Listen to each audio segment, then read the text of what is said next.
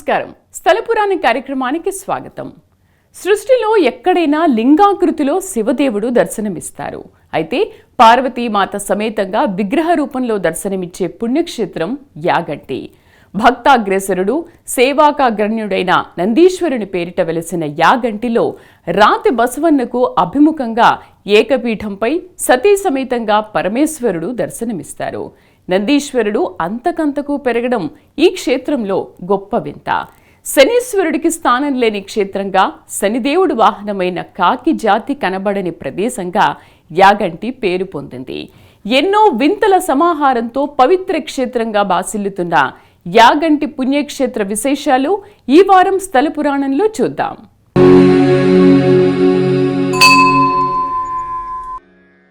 యాగంటి గొప్ప పుణ్యక్షేత్రం. నంద్యాల జిల్లా బనగానపల్లి సమీపంలోని ఎర్రమల కొండల్లో ఈ పుణ్యక్షేత్రం నెలకొని ఉంది. అయితే ఎన్నో వింతల సమాహారంగా ఈ క్షేత్రం పేరు పొందింది.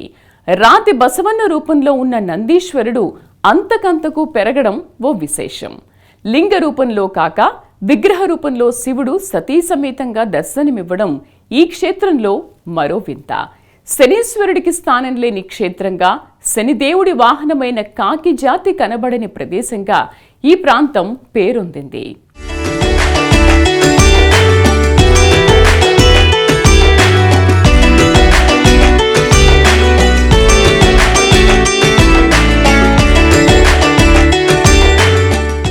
యాగంటి పుణ్యక్షేత్రం ఎన్నో వింతల సమాహార క్షేత్రంగా దర్శనమిస్తోంది. శివుడికి అపర భక్తుడైన నందీశ్వరుడి పేరిట వెలిసిన ఈ క్షేత్రంలో రాతి నంది రూపంలో దర్శనమిచ్చే బసవన్న అంతకంతకు పెరుగుతూ ఉంటాడు. ఈ విషయాన్ని ఇక్కడ కాలజ్ఞాన రచన చేసిన పోతులూరి వీర బ్రహ్మేంద్ర స్వామి తమ భవిష్యవాణిలో తెలిపారు. ఆ విషయం నిజమవుతూ నంది విగ్రహం పెద్దదిగా అవుతోంది. పర్వతమే రాతి బసవన్నగా మారడం, సాక్షాత్ శివ పార్వతులు ఏకపీఠంపై ఉన్న ప్రాంతానికి అభిముఖంగా పెరుగుతున్న నంది ఉండడం అద్భుతం.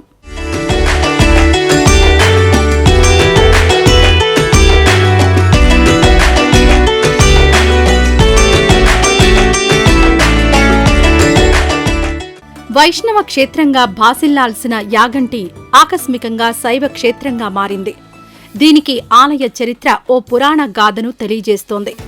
ప్రకృతి సిద్ధ వాతావరణంలో ఎర్రమల గిరుల్లో వైష్ణవ దేవాలయం నిర్మించాలని అగస్త్య మహాముని సంకల్పించినట్టు ఆలయ చరిత్ర చెబుతోంది.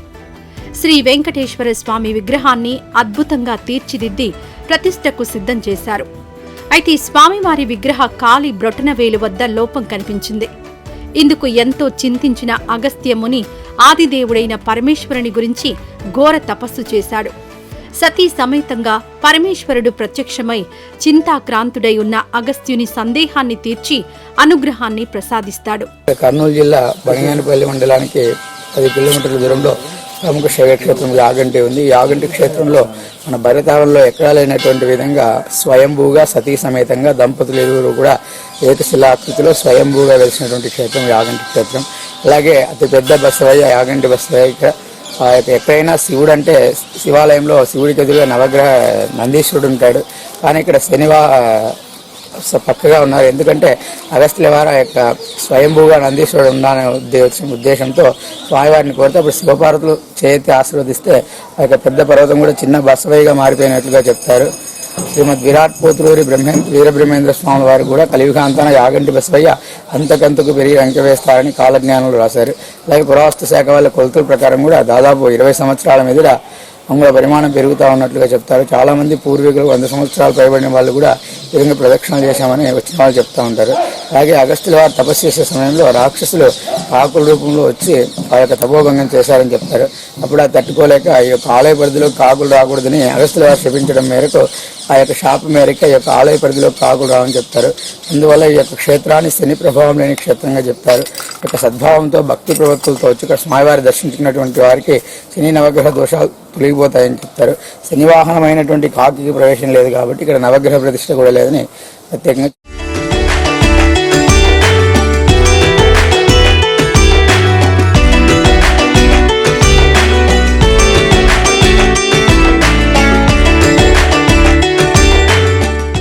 నిత్య గంగా శోభితంగా విరాజిల్లే ఈ జల ప్రవాహ ప్రాంతంలో శైవక్షేత్రం ఉండాల్సిన ఆవశ్యకత ఉందని ఆది దంపతులు చెబుతారు. విగ్రహ రూపంలో అర్ధనారీశ్వరునిగా ఈ క్షేత్రంలో వెలుస్తానని, భక్తుల పాలిట వరప్రదాయినిగా ఈ క్షేత్రం విరాజిల్లుతుందని పరమేశ్వరుడు తెలియజేస్తాడు. శివుడి పరమ భక్తుడు, శివ సేవా దురంధరుడైన నందీశ్వరుడు రాతి నంది రూపంలో ఈ క్షేత్రంలో భక్తులను ఆశీర్వదిస్తాడని చెబుతాడు.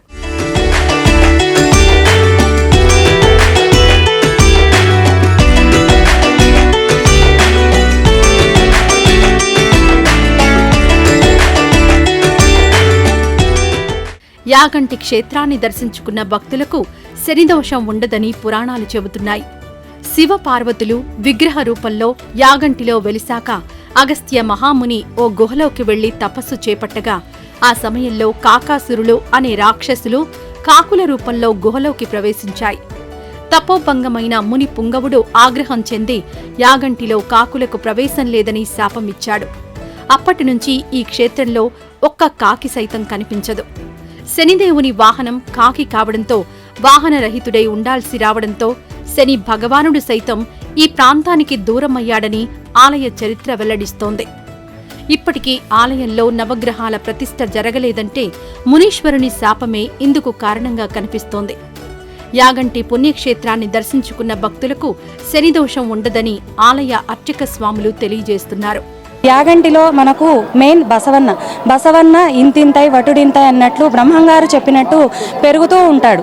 పెరుగుతూ ఉండి యుగాంతంలో రంక వేస్తాడనేది బ్రహ్మంగారు మనకు కాలజ్ఞానంలో చెప్పిన కథ అన్నమాట.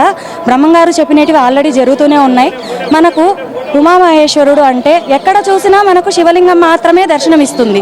కానీ మన యాగంటి క్షేత్రంలో ఉమామహేశ్వరుడు దర్శనమిస్తాడు. ఎందుకంటే ఏకశిలా విగ్రహం పైన పార్వతీదేవి శివుడు ఇద్దరూ ఒకటే శిల మీద కొలువై ఉంటారు. కాబట్టి చాలా విశిష్టమైన ప్రదేశం కాబట్టి అది కూడా ఎర్రమల కొండల్లో మన యాగంటి ఈశ్వరుడు కొలువై ఉన్నాడు. మంచి ప్రతిష్ట గల శైవ క్షేత్రము. అందరూ దర్శించుకొని ఆ శివుని కృపకు పాత్రులు కావాలని కోరుకుంటున్నాను. ఎర్రమల కొండల్లో సుందర ప్రకృతి నడుమ దినదిన ప్రవర్ధమానంగా పెరిగే రాతి బసవన్న ఎక్కడా లేని విధంగా ఏకశిలా విగ్రహంపై పార్వతీ పరమేశ్వరులు అర్ధనారీశ్వర రూపంలో దర్శనమివ్వడం తమకెంతో సంతోషం కలిగిస్తోందని, ప్రతి ఒక్కరూ దర్శించుకోవాల్సిన మహత్తర పుణ్యక్షేత్రం యాగంటి ఉమామహేశ్వర క్షేత్రమని భక్తులు అపార భక్తి పారవస్యంతో తెలియజేస్తున్నారు.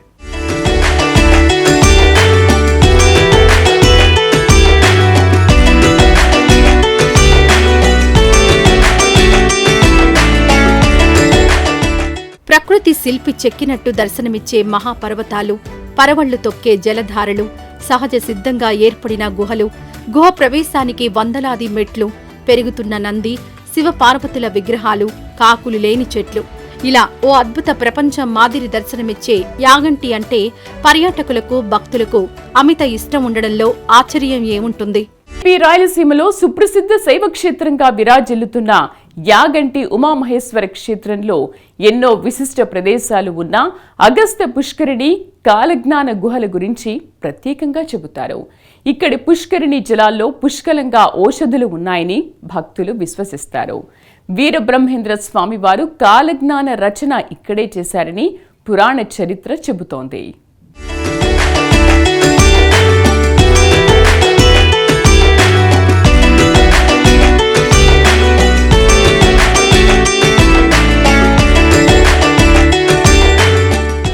యాగంటి ఉమామహేశ్వర ఆలయ ప్రాంగణంలో ఉన్న పుష్కరిణిని అగస్త్య పుష్కరిణి అని పిలుస్తారు. ఈ పుష్కరిణి జలాలు ఎంతో మహిమాన్వితమైనవిగా భక్తులు చెబుతారు. ఆలయ చరిత్ర ప్రకారం అగస్త్య మహర్షి నిష్ఠా గరిష్టతతో తపస్సు చేసిన ప్రదేశంగా ఈ ప్రాంతానికి పేరుంది. ఇక్కడి కోనేరులో ఆయన స్నానాదికాలు చేసి తపమాచరించాడని, ఈ కారణంగానే ఈ కోనేరుకు అగస్త్య పుష్కరిణి అని పేరు వచ్చినట్టు స్థల పురాణం తెలియజేస్తోంది. యాగంటి చూడాలని వచ్చారు. ఇక్కడ ఏంటంటే శివక్షేత్రం కాదండి, ఇది వెంకటేశ్వర స్వామి ఆలయం కోసం గుడి కట్టించారు. స్వామివారిని శిల చెక్కేటప్పుడు బొటికి నీళ్ళు విరిగిపోయిందండి స్వామిది. అందుచేత లోపల ప్రతిష్ఠించకూడదని చెప్పేసి స్వామివారిని గృహలో తీసుకొచ్చి పెట్టారు. అప్పుడు అదే స్థలంలో శివపార్వతులు ఆది దంపతులుగా ఒకే రాయి మీద వెలిసారండి. ఎక్కడైనా చూడండి శివుడు ఎలా ఉంటారు, లింగాకారం రూపంలో ఉంటారు. ఇక్కడ అలా కాదండి, ఒకే రాయి మీద వెలిశారు. పసుపు పూసినకెళ్ళి అమ్మవారు, విభూతి పెట్టినకెళ్ళి స్వామివారు ఉంటారు. నంది కూడా పెరుగుతూ ఉంటుంది. ఏ టైంలో పెరుగుతుందో తెలియదు, కానీ దారమైన పెరుగుద్దండి. ఆ నంది ఎలా ఉండేదంటే ఒక గుండు ఆకారం రూపంలో ఉండేది. చెవులుగా, ముక్కుగా, నోరుగా పెరుగుతూ ఆ విధంగా తయారైందండి. ఇంకోటి ఏంటంటే ఇక్కడ కాకి కానీ, గ్రద్ద కానీ, నవగ్రహాలు కానీ ఉండవన్నమాట. ఎందుచేత అంటే అగస్త్య మహాముని అనే ఒక ఋషి ఉండేవారు. ఆ ఋషి తపస్సు చేసేటప్పుడు రాక్షసుడు కాకి రూపంలో వచ్చి మాంసాముద్దలు తీసుకొచ్చి వాళ్ళ హోమంలో వేశారండి. ఎప్పుడైతే వేశారో వాళ్ళ హోమం భంగం అయిపోయిందండి. అప్పుడు ఆ ఋషి కోపంతో శాపం ఇచ్చారు. సూర్యచంద్రాలు ఉన్నంత వరకు కాకి, గ్రద్ద రాకూడదని శాపం ఇచ్చారు. అప్పటి నుంచి ఇప్పటి వరకు కూడా రావండి. పొరపాటున ఒకవేళ వచ్చినా బయటికి వెళ్ళిపోతానని చనిపోతాయన్నమాట. ఇంకోటి ఏంటంటే ఇక్కడ బ్రహ్మంగారు కూడా తపస్సు చేసిన స్థలం అనమాట. ఇక్కడ నుంచి స్వామివారు కందిమల్లాయిపల్లి వెళ్ళిపోయి జీవ సమాధి అయిపోయారండి. 400 సంవత్సరాలు అవుతుందని చెప్తారు. ఇక్కడి నుంచి ఒక 14 కిలోమీటర్ల దూరంలో రవ్వలకొండ అని ఒక క్షేత్రం ఉందండి. అక్కడ కూడా కాలజ్ఞానం రాశారనమాట. ఇక్కడ కొండల్లో నుంచి నీళ్ళు వస్తుంటాయి, మీరు చూసే ఉంటారు. ఎక్కడి నుంచి వస్తాయో తెలియదండి, 24 గంటలు వస్తూనే ఉంటాయి. వానల కాలం, చలికాలం, ఎండల కాలం. ఈ నీళ్లు కూడా యాగంటికి సరిపడా కాను 16 ఎకరాలు మాత్రమే పారి వినిగిపోతుందండి. దైవ సంకల్పం అనమాట. ఇంకోటి ఏంటంటే ఇవి ఎక్కడి నుంచి వస్తాయని చెప్పారంటే పెద్దవాళ్ళు, ఇక్కడి నుంచి ఒక 40 కిలోమీటర్ల దూరంలో ముచ్చట్ల అని ఇంతకన్నా ఒక పురాతనమైన పాడుబడిన శివాలయం ఉందండి. అక్కడ ఒక చిన్న కోనేటిలో పార్వతీదేవి, పరమేశ్వరులు స్నానం ఆచరించిన తర్వాత పసుపు, కుంకుమ, అక్షంతలు ఆ కోనేటిలో వేస్తే అవి ఇక్కడికి వస్తాయని చెప్తారు. ఈ గృహంతా కూడా స్వయంభూగా వెలిసిందండి. కొంతవరకు మాత్రమే మెట్ల దారి వేశారు. ఇక్కడ ఏంటంటే ముఖ్యంగా వెంకటేశ్వర స్వామి వారు ఫస్ట్ పాదం పెట్టారు ఇక్కడ, రెండోది దేవుని కడప, మూడోది తిరుమలలో పెట్టారండి. జన్మస్థానం ఇక్కడ, వెలుగు అక్కడ అంటారు. బ్రహ్మచారి అనమాట. ఈయన కళ్యాణం ఉండదండి, ఏకశిల ఒక్కరే ఉంటారు స్వామివారు. ఏ సంకల్పమైనా ఇక్కడ అనుకోండి, ఇక్కడ నెరవేరుతాయన్నమాట.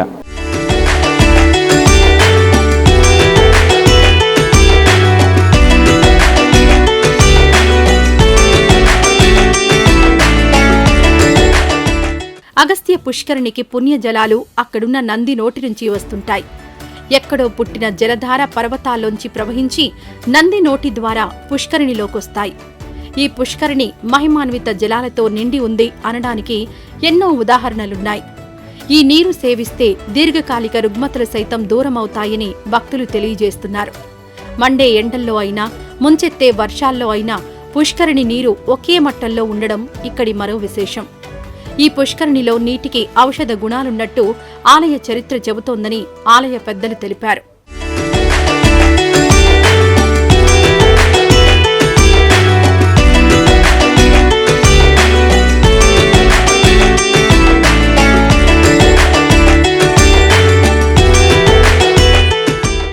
యాగంటి ఉమామహేశ్వర క్షేత్ర సుందరగిరి మీద మెట్ల మార్గాలు ప్రత్యేక ఆకర్షణీయంగా నిలుస్తున్నాయి. వివిధ గుహలకు, ఆలయాలకు చేరడానికి ఈ మెట్ల మార్గాలు ఉపయోగపడతాయి. యాగంటిలో ప్రధాన గోపురం 5 అంతస్తులు కలిగి ఉంటుంది. ఈ గోపురాన్ని దాటగానే రంగమంటపం, ముఖమంటపం, అంతరాలయం, గర్భాలయంలో లింగ రూపంలో ఉన్న ఉమామహేశ్వరుల రూపాలు దర్శనమిస్తాయి. భవితను కళ్లకు కట్టినట్టు కాలజ్ఞాన గ్రంథంలో తెలియజేసిన మహనీయులు శ్రీమద్విరాట్ పోతులూరి వీర బ్రహ్మేంద్ర స్వామి ఇక్కడ రాతి బసవన్న అంతకంతకో ఎదుగుతాడని, కలియుగాంతాన రంకె వేస్తాడని ఆయన మహాగ్రంథంలో తెలిపారు. ఆ మహత్తర కాలజ్ఞాన గ్రంథాన్ని ఈ ప్రాంతంలోని ఓ గుహలో కూర్చుని వీర బ్రహ్మేంద్ర స్వామి రాశారని, శిష్యులకు కాలజ్ఞాన బోధ సైతం ఇక్కడే చేశారని కాలజ్ఞాన చరిత్ర తెలియజేస్తోంది. ఈ గుహను శంకర గుహ, రోకళ్ల గుహ అని పిలుస్తూ ఉంటారు. శివుడు పార్వతి ఒకేషన్లో వెలిచారు, అంటే ఉమామహేశ్వరులు వెలిచారన్నమాట. వెలిచిన తర్వాత కొద్ది రోజులకు వాళ్ళకి అభిషేకం చేయడానికి జలం లేదు, నీళ్లు లేవు.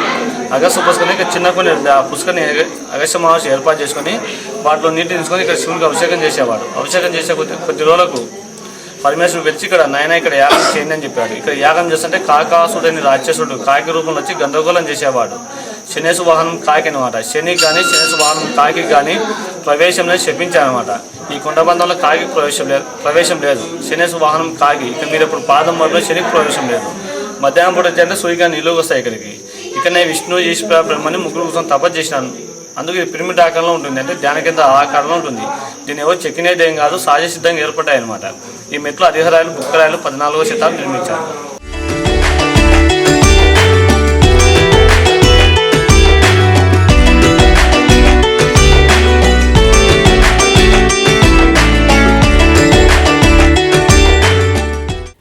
భగవంతునితో సమానంగా పూజలందుకునే దైవ సేవకులు ఇద్దరు ఉన్నారు.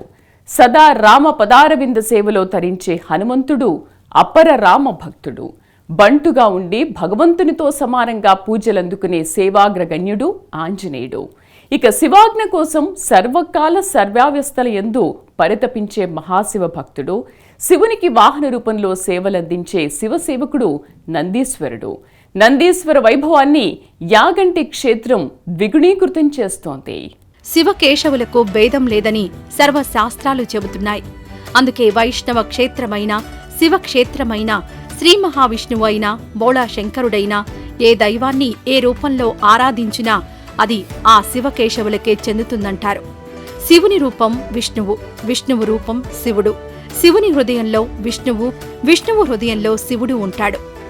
పార్వతీమాతకు పరమేశ్వరుడు శ్రీరామచంద్రమూర్తి విశిష్టత వివరించినట్టు విష్ణు సహస్రనామం తెలియజేస్తోంది. రామనామ స్మరణతో సర్వ పాపాలు పటాపంచలై సమస్త పుణ్యఫలాలు సిద్ధిస్తాయని పరమశివుడు పార్వతీ అమ్మవారికి తెలియజేశాడు. శ్రీరామ రామేతి అనే ఒక్క శ్లోక పఠనంతో సహస్రనామాలు చదివిన ఫలం లభిస్తుందని శంకరుడు చెబుతాడు.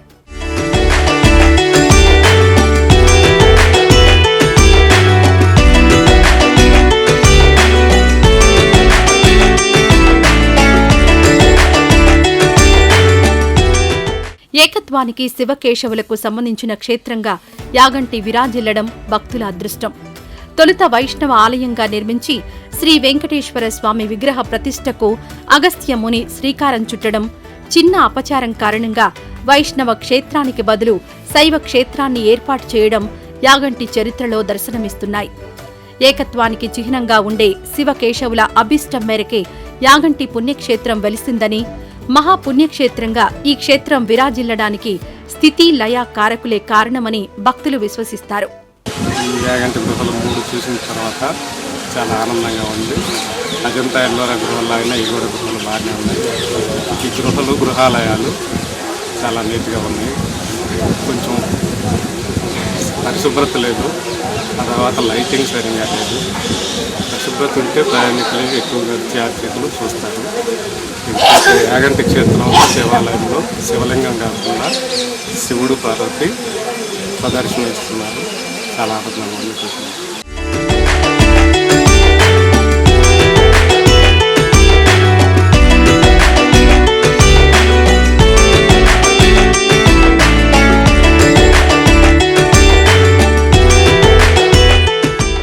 శ్రీరాముని నమ్మిన బంటు భక్తాగ్రేసరుడు హనుమంతుడు. అయితే ఆంజనేయ స్వామి శివాంశ సంభూతుడు. ఇక కైలాసాన్ని కంటికి రెప్పలా కాపాడుతూ శివదేవుని ఆజ్ఞ కోసం ఎల్లవేళలా పరితపించే మహాభక్తుడు, శివసేవకుడు నందీశ్వరుడు. ధర్మానికి ప్రతిరూపంగా నందీశ్వరుని భక్తులు భావించి ఆరాధిస్తారు. నంది చెవిలో మన కోరిక చెప్పి శివ దర్శనం చేయించమని కోరుకుంటాం. ధర్మాధర్మ విచక్షణ చేసి భక్తుల రాకను నందీశ్వరుడు శివునికి తెలియజేస్తాడని సర్వపురాణాలు చెబుతున్నాయి. పూజనీయమైన నంది పృష్ఠభాగాన్ని స్పర్శించి నంది కొమ్ముల మధ్య భక్తులు శివదర్శనం చేసుకుంటారు. ఏ దేవతా వాహనాలకు ఈ ప్రత్యేకత లేదు. పురాణ ప్రాశస్త్యమే కాక చారిత్రక నేపథ్యం యాగంటి క్షేత్రానికి ఎంతో ఉంది.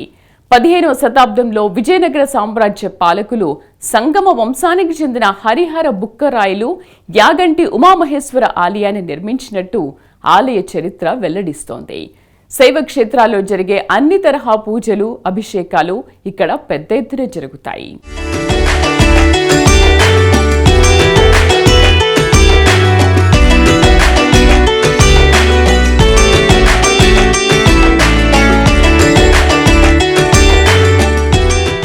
నందీశ్వర నమస్తుభ్యం సాంబానంద ప్రదాయకం అంటూ యాగంటి బసవయ్యను కీర్తిస్తూ భక్తులు ఈ ఆలయ దర్శనం చేసుకుంటారు. హరహర మహాదేవ శంభో శంకర పార్వతీరమణ అంటూ భక్తులు దిక్కులు పిక్కటిల్లేలా శరణు ఘోష చేస్తూ ఈ పుణ్యక్షేత్ర వైభవాన్ని భక్తులు తిలకిస్తారు. ఆలయాల జిల్లాగా పేరొందిన కర్నూలు జిల్లాలో యాగంటి పుణ్యక్షేత్రానికి పురాణ ప్రాశస్త్యంతో పాటు చారిత్రక నేపథ్యం ఉంది. ఈ పవిత్ర దేవళాన్ని విజయనగర పాలకులు హరిహర బుక్కరాయలు నిర్మించినట్టు చరిత్ర చెబుతోంది. కర్నూలు, నంద్యాల, బనగానపల్లి ఇలా ఎక్కడ్నుంచైనా యాగంటి క్షేత్రానికి చేరవచ్చు. యాగంటి క్షేత్రాన్ని దర్శిస్తే కలిగే అనుభూతిని మాటల్లో చెప్పలేమని ప్రత్యక్షంగా దర్శించి ఆ అనుభూతిని పొందాలని ఈ క్షేత్రాన్ని దర్శించిన భక్తులు చెబుతున్నారు. రాతి నంది పెరుగుదల విషయంలో ఎంతో ఆశ్చర్యం కలుగుతుందని భక్తులు చెబుతున్నారు. కర్నూలు జిల్లా బనగానపల్లి మండలానికి 10 కిలోమీటర్ల దూరంలో ప్రముఖ శైవక్షేత్రం యాగంటి ఉంది. యాగంటి క్షేత్రంలో మన భరతావరంలో ఎక్కడా లేనటువంటి విధంగా స్వయంభూగా సతీ సమేతంగా దంపతులు ఇరువురు కూడా ఏకశిలాకృతిలో స్వయంభూగా వెలిసినటువంటి క్షేత్రం యాగంటి క్షేత్రం. అలాగే అతిపెద్ద బసవయ్య యాగంటి బసవయ్య. ఎక్కడైనా శివుడు అంటే శివాలయంలో శివుడికి ఎదురుగా నవగ్రహ నందీశ్వరుడు ఉంటాడు. కానీ ఇక్కడ పక్కగా ఉన్నారు. ఎందుకంటే అగస్త్యుల వారి యొక్క స్వయంభూగా నందీశ్వరుడు ఉండాలనే ఉద్దేశంతో స్వామివారిని కోరితే అప్పుడు శివపార్వతులు చేతి ఆశీర్వదిస్తే ఆ యొక్క పెద్ద పర్వతం కూడా చిన్న బసవయ్యగా మారిపోయినట్లుగా చెప్తారు. శ్రీమద్ విరాట్ పోతులూరి వీరబ్రహ్మేంద్ర స్వామి వారు కూడా కలియుగాంతాన యాగంటి బసవయ్య అంతకంతకు పెరిగి రంకె వేస్తారని కాలజ్ఞానులు రాశారు. అలాగే పురావస్తు శాఖ వాళ్ళ కొలతల ప్రకారం కూడా దాదాపు 20 సంవత్సరాల మీద అంగుళ పరిమాణం పెరుగుతూ ఉన్నట్లుగా చెప్తారు. చాలా మంది పూర్వీకులు 100 సంవత్సరాలు పైబడిన వాళ్ళు కూడా ఈ విధంగా ప్రదక్షిణలు చేశామని వచ్చిన వాళ్ళు చెప్తూ ఉంటారు. అలాగే అగస్త్యుల వారు తపస్సు చేసే సమయంలో రాక్షసులు ఆకుల రూపంలో వచ్చి ఆ యొక్క తపోభంగం చేశారని చెప్తారు. అప్పుడు అది తట్టుకోలేక ఈ యొక్క ఆలయ పరిధిలో కాకులు రాకూడదని అగస్త్యుల వారు శపించడం మేరకు ఆ యొక్క శాప మేరకు ఈ యొక్క ఆలయ పరిధిలో కాకులు రావని చెప్తారు. అందువల్ల ఈ యొక్క క్షేత్రాన్ని శని ప్రభావం లేని క్షేత్రంగా చెప్తారు. ఈ యొక్క సద్భావంతో భక్తి ప్రవృత్తులతో వచ్చి ఇక్కడ స్వామివారి దర్శించినటువంటి వారికి శని నవగ్రహ దోషాలు తొలగిపోతాయని చెప్తారు. శనివాహనమైనటువంటి కాకి ప్రవేశం లేదు కాబట్టి ఇక్కడ నవగ్రహ ప్రతిష్ఠ కూడా లేదని ప్రత్యేకంగా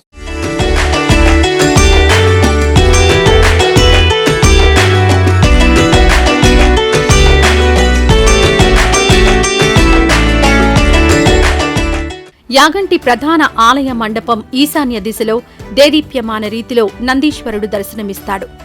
ఇంతింతై వటుడింతై అన్నట్టు బసవన్న భారీగా పెరిగిపోవడంపై భక్తులు రకరకాల కథనాలు వెల్లడిస్తున్నారు.